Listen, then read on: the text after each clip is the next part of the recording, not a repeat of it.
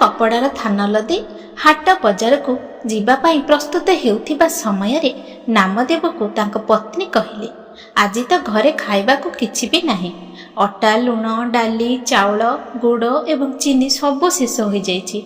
ସଞ୍ଜବେଳେ ଯେତେବେଳେ ବଜାରରୁ ଫେରିବ ସେହି ସମୟରେ ଘର ପାଇଁ ରାସନ ସାମଗ୍ରୀ ଧରି ଆସିବ।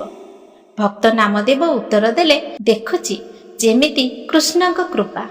ଯଦି କିଛି ଭଲ ମୂଲ୍ୟ ମିଳିଗଲା ତେବେ ନିଶ୍ଚିନ୍ତ ଭାବେ ଆଜି ଘରକୁ ଧନଧାନ୍ୟ ଆସିଯିବ। ପତ୍ନୀ କହିଲେ, ସ୍ୱାମୀ, ଯଦି ଭଲ ଦାମ ନ ମିଳେ ତଥାପି ଏହି ବୁଣା ହୋଇଥିବା କପଡ଼ାକୁ ବିକ୍ରି କରି କିଛି ରାସନ ତ ନେଇ ଆସିବ। ଘରର ବଡ଼ମାନେ ତ ଭୋକ ସହି ନେବେ, କିନ୍ତୁ ପିଲାମାନେ ଏବେ ଛୋଟ, ସେମାନଙ୍କ ପାଇଁ କିଛି ନିଶ୍ଚୟ ଆଣିବ। ଯେମିତି ମୋ ପ୍ରଭୁଙ୍କ ଇଚ୍ଛା। ଏତିକି କହି ଭକ୍ତ ନାମଦେବ ହାଟ ବଜାରକୁ ଚାଲିଗଲେ। ବଜାରରେ ତାଙ୍କୁ କିଏ ଜଣେ ଡାକିଲା, ବା ସାଇଁ, କପଡ଼ା ତ ବହୁତ ଭଲ ବୁଣିଛ। ତୁମ ପରିବାର ହସୁଥାଉ। ଏହି ଫକୀର ଶୀତରେ ଥରି ଥରି ମରିଯିବ। ଦୟାକର ଏବଂ ଭଗବାନଙ୍କ ନାମରେ 2ଟି ଚାଦର ପାଇଁ କପଡ଼ା ଏହି ଥଳିରେ ଏହି ଫକୀରର ଝୁଲିରେ ପକାଇ ଦିଅ। ଭକ୍ତ ନାମଦେବ ପଚାରିଲେ, ବାବା, 2ଟି ଚାଦର ପାଇଁ କେତେ କପଡ଼ା ଲାଗିବ? ଫକୀର ଜଣକ ଯେମିତି କପଡ଼ା ମାଗିଲେ, ସଂଯୋଗ ବଶତଃ ନାମଦେବଙ୍କ ଥାନରେ ଠିକ୍ ସେତିକି ହିଁ କପଡ଼ା ଥିଲା। ଆଉ ଭକ୍ତ ନାମଦେବ ସେହି ସମସ୍ତ କପଡ଼ା ସେହି ଫକୀରଙ୍କୁ ଦାନ କରିଦେଲେ। ଦାନ କରିସାରିବା ପରେ ଯେତେବେଳେ ନାମଦେବ ଘରକୁ ଫେରିବାକୁ ବାହାରିଲେ, ତାଙ୍କ ଆଖି ଆଗରେ ପରିବାର ଲୋକଙ୍କ ଭୋକିଲା ମୁହଁ ନାଚି ଉଠିଲା। ପତ୍ନୀଙ୍କ ସେହି କଥା ମନେ ପଡ଼ିଗଲା କି ଘରେ ଖାଇବା ସାମଗ୍ରୀ ସବୁ ଶେଷ ହୋଇଯାଇଛି। ଦାମ କମ୍ ମିଳିଲେ ବି ପିଲାଙ୍କ ପାଇଁ କିଛି ଧରି ଆସିବ। ଏବେ ଦାମ ତ ଦୂରର କଥା, କପଡ଼ା ବି ଦାନ ହୋଇଗଲା। ଭକ୍ତ ନାମଦେବ ଏକାନ୍ତରେ ଏକ ବରଗଛ ଛାଇରେ ଯାଇ ବସିଗଲେ। ଯେମିତି ମୋ ପ୍ରଭୁଙ୍କ ଇଚ୍ଛା।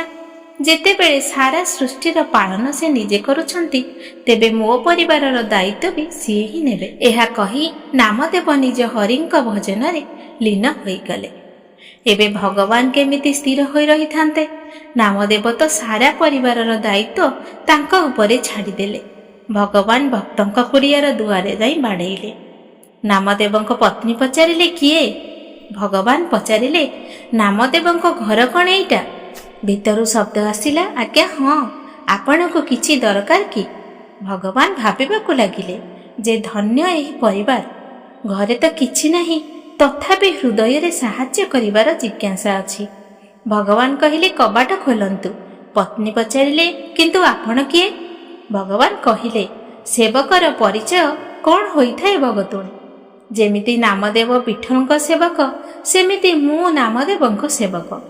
ଏହି ରାସନ ସାମଗ୍ରୀ ତକ ରଖିଦିଅନ୍ତୁ। ପତ୍ନୀ କବାଟ ଖୋଲିଦେଲେ।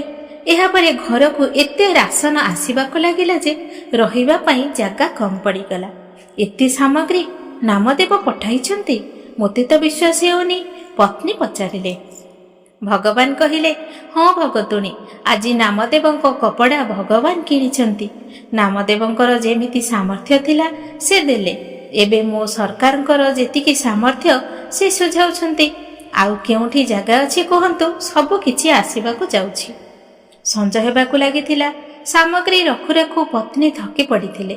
ପିଲାମାନେ ଘରେ ଏତେ ଖାଦ୍ୟ ଦେଖି ଖୁସି ହୋଇଗଲେ। ସେମାନେ କେତେବେଳେ ଚିନି ଖାଉଥିଲେ ତ କେତେବେଳେ ଗୁଡ଼, କେତେବେଳେ କାଜୁ କିସମିସ ଦେଖି ଖୁସିରେ ଝୋଲି ଭରି ପଡ଼େ। ନାମଦେବ ଏପର୍ଯ୍ୟନ୍ତ ଘରକୁ ଆସିନଥିଲେ, କିନ୍ତୁ ସାମଗ୍ରୀ ଆସିବା ଜାରି ରହିଥିଲା। ଶେଷରେ ପତ୍ନୀ ହାତ ଯୋଡ଼ି କହିଲେ, ସେବକ ଆଜ୍ଞା, ଏବେ ବାକି ସାମଗ୍ରୀ ସନ୍ଥ ଆସିବା ପରେ ଆଣିବେ।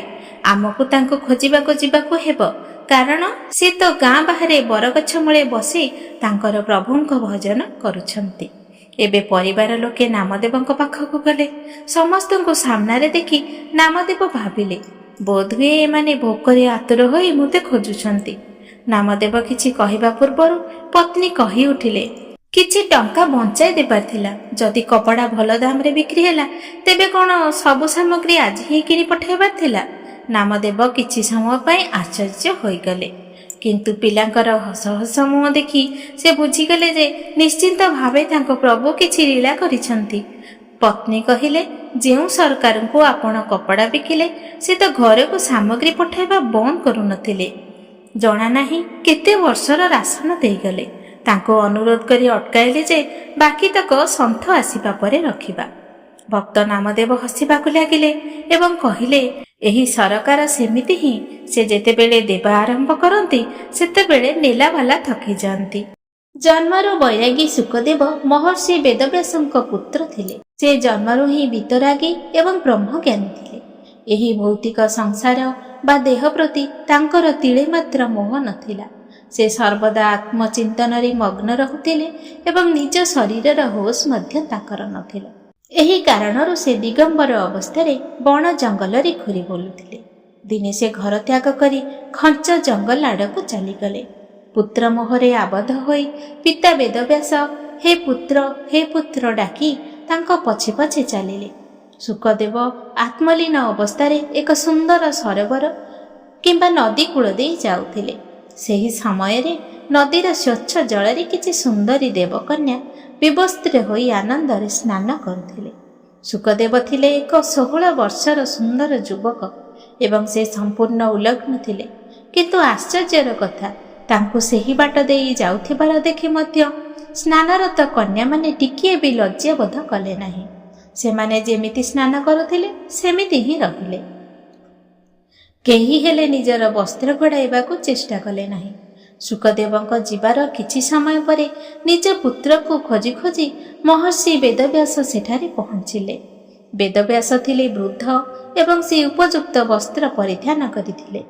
କିନ୍ତୁ ତାଙ୍କୁ ଆସୁଥିବାର ଦେଖିବା ମାତ୍ରେ କନ୍ୟାମାନେ ତରବର ହୋଇ ଜଳରୁ ବାହାରି ନିଜ ନିଜର ଲୁଗା ପିନ୍ଧି ନେଲେ। ସେମାନଙ୍କ ଆଖିରେ ଏକ ପ୍ରକାର ଲଜ୍ଜା ଓ ସଂକୋଚ ଥିଲା। ଏହି ଘଟଣା ବେଦବ୍ୟାସଙ୍କୁ ଅତ୍ୟନ୍ତ ଆଶ୍ଚର୍ଯ୍ୟ କଲା। ସେ କନ୍ୟାମାନଙ୍କୁ ପଚାରିଲେ, ହେ କନ୍ୟାଗଣ, ମୋର ଯୁବକ ପୁତ୍ର ସମ୍ପୂର୍ଣ୍ଣ ଉଲଗ୍ନ ଅବସ୍ଥାରେ ଏଠାରୁ ଗଲା। ତାକୁ ଦେଖି ତ ତୁମେମାନେ ଟିକିଏ ବି ଲଜ୍ଜା କଲ ନାହିଁ। କିନ୍ତୁ ମୁଁ ଜଣେ ବୃଦ୍ଧ ଏବଂ ବସ୍ତ୍ର ପିନ୍ଧିଛି, ତା ସତ୍ତ୍ୱେ ମୋତେ ଦେଖି ତୁମେମାନେ କାହିଁକି ବସ୍ତ୍ର ପରିଧାନ କଲ? ଏହାର କାରଣ କ'ଣ? କନ୍ୟାମାନେ ଅତ୍ୟନ୍ତ ବିନମ୍ରତାର ସହ ହାତ ଯୋଡ଼ି ଯେଉଁ ଉତ୍ତର ଦେଲେ ତାହା ସମଗ୍ର ସୃଷ୍ଟିର ସବୁଠାରୁ ବଡ଼ ଦର୍ଶନ ଥିଲା। ସେମାନେ କହିଲେ ଯେ, ହେ ମହର୍ଷି, ଆପଣ ସୃଷ୍ଟିର ଜଣେ ମହାନ ଜ୍ଞାନୀ ହୋଇପାରନ୍ତି, କିନ୍ତୁ ଆପଣଙ୍କ ମନରେ ଏବେ ବି ସ୍ତ୍ରୀ ଏବଂ ପୁରୁଷ ମଧ୍ୟରେ ଥିବା ଶାରୀରିକ ଭେଦଭାବ ରହିଛି। ଆପଣ ଏବେ ବି ଶରୀରକୁ ଦେଖୁଛନ୍ତି। ଆମେ ବିବସ୍ତ୍ର ଥିବାରୁ ଆପଣଙ୍କୁ ଆମେ ସ୍ତ୍ରୀ ବୋଲି ପ୍ରତୀତ ହେଲୁ। ତେଣୁ ସାମାଜିକ ନିୟମ ଅନୁସାରେ ଆମେ ଲଜ୍ଜାବୋଧ କରି ବସ୍ତ୍ର ପିନ୍ଧିଲୁ। କିନ୍ତୁ ଆପଣଙ୍କ ପୁତ୍ର ଶୁକଦେବ ସମ୍ପୂର୍ଣ୍ଣ ରୂପେ ଦେହାତୀତ। ତାଙ୍କ ନିକଟରେ ସ୍ତ୍ରୀ, ପୁରୁଷ, ଗଛ, ଲତା, ପଶୁ, ପକ୍ଷୀ ସବୁ ସମାନ। ସେ ଶରୀର ନୁହେଁ, କେବଳ ତା ଭିତରେ ଥିବା ଆତ୍ମାକୁ ହିଁ ଦେଖନ୍ତି। ତାଙ୍କ ପାଇଁ ସୃଷ୍ଟିରେ କେହି ସ୍ତ୍ରୀ କିମ୍ବା ପୁରୁଷ ନୁହନ୍ତି। ଯେତେବେଳେ ସେ ଆମ ପାଖ ଦେଇ ଗଲେ ତାଙ୍କ ଦୃଷ୍ଟିରେ କୌଣସି ବିକାର ନଥିଲା, ଯେମିତି ଗୋଟିଏ ନିଷ୍ପାପ ଛୋଟ ଶିଶୁର ଦୃଷ୍ଟି। ତେଣୁ ତାଙ୍କ ସାମ୍ନାରେ ଆମକୁ କୌଣସି ଲଜ୍ଜା ଅନୁଭବ ହେଲା ନାହିଁ। ଏହି କଥା ଶୁଣି ମହର୍ଷି ବେଦବ୍ୟାସ ନିର୍ବାକ ହୋଇଗଲେ। ସେ ବୁଝିଗଲେ ଯେ ତାଙ୍କ ପୁତ୍ର ଆଧ୍ୟାତ୍ମିକତାର ଏହି ଶିଖରରେ ପହଞ୍ଚି ସାରିଛନ୍ତି, ଯେଉଁଠି ଦେହ ଅଭିମାନର ଅନ୍ତ ଘଟିଥାଏ। କିନ୍ତୁ ନିଜେ ବେଦବ୍ୟାସ ଏବେ ବି ସେଠାରେ ପହଞ୍ଚି ପାରିନାହାନ୍ତି।